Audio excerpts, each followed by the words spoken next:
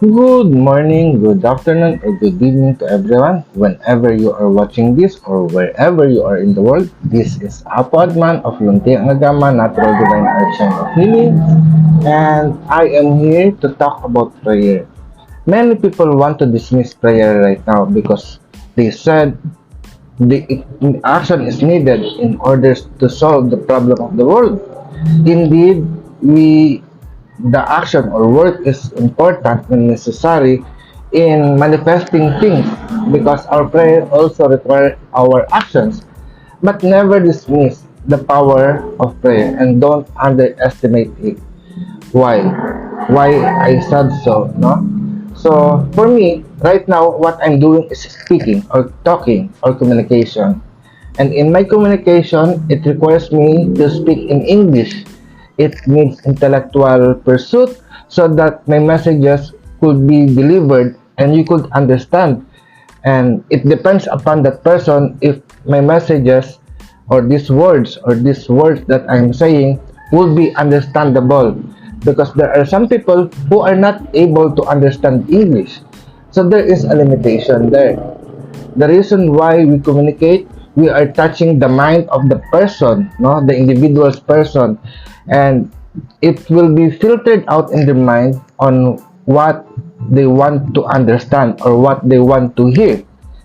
It is the same reason when we are mad, when we are angry, we shout, and even though we lose our voice in shouting, the people seems don't care or don't understand what we want to say to them because their heart is closed. Even though they hear your words, it will just enter here and will come out here. Do you remember the time when your mother is nagging? I think we Filipino do that, no? When my mom always shout at me or nag at me, blah blah blah blah, it will just enter here and will come out here. So that's the behavior of human. Though seriously, even how loud our voice is, no, how loud and clear we talk, we speak, or we shout, no, it will retain to their mind. But the person, because your tone of voice is angry and mad, it will close themselves, no, they will shield themselves because there is hate. It's not unpleasant, that is not pleasant in their ears, so the tendency to close themselves and still be firm and not agree whatever we said. And of course, I know there are some of you watching me who is monitoring me on my activity, no, and opposing all the teachings that I'm sharing. And it's okay, that is your right. But for me, it is my right and responsibilities and my duties to tell na don't give up on prayer. We pray. We pray until we manifest things. Like yesterday, what I have mentioned, what happened if our prayer doesn't manifest today at this moment? It means we are investing it for the future. If we might not able to experience the manifestation of what we have prayed for, at least our future generation will benefit from it. So, why prayer is important? Why prayer is important? Prayer is our oxygen. It is the nutrient for our soul. And in prayer, it does not need an academic excellence or diploma. Because when you pray, you can even pray in your own words. Even though you don't know how to construct a sentence, or even you don't need to speak up or to open up your mouth to pray, God, the Creator, will hear your prayer, because God is not listening through the ears, but it listens through the heart. This is the reason why some of our prayers are not answered. Probably the kind of prayer that you give to God is irritable, no? Though we have a great God. Whatever name you call God, God is God. God listens to our prayer not because of our knowledge. God listens to our prayer not because of our eloquent speeches and knowledge on how to speak up, but God listens to the sincerity of our heart. And in prayer, prayer touches not the body, but it touches our soul. So our soul dwells in our body, and the soul could change that person.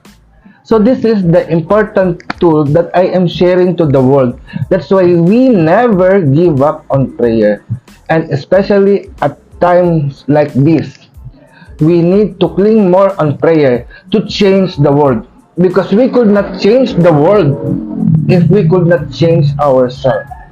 We change ourselves first through prayer and let that change radiate and become alive so that we will send it out and influence people to pray and change themselves until every people will be changed and transformed. I understand because there is one person who is ruling all about this, and we might blame that person or that group of person in the situation, but not naming names or not naming everything. We are not blind. We know what is happening, and that's the reason why we need to embrace peace by praying every day. So with that, I want to invite you to pray for peace. I pray for peace, I pray for love, and I pray for stability. I pray that all the people around the world be blessed with peace, peace that promotes justice, justice that follows discipline and orderliness, discipline and orderliness as a result of understanding, understanding as a product of knowledge, and knowledge as a fruit from the seed of love. O great supreme divine spirit, we come before you and ask you to bless us your children with courage, bravery, strength, and endurance, so that with these blessings we may all able to overcome all forms of evil, fear, hatred, terror, violence, warfare, and wars around the world. By the power of love that give us life, may peace prevail on earth. May all the people around the world be blessed with peace. May all the inhabitants of Mother Earth enjoy the blessings of love as we create and manifest this in our life by our unified will with aiming no harm to anyone and with full gratitude to the divine, and it is so, so mote it be. Mayari na, pag-asatin. Paalam.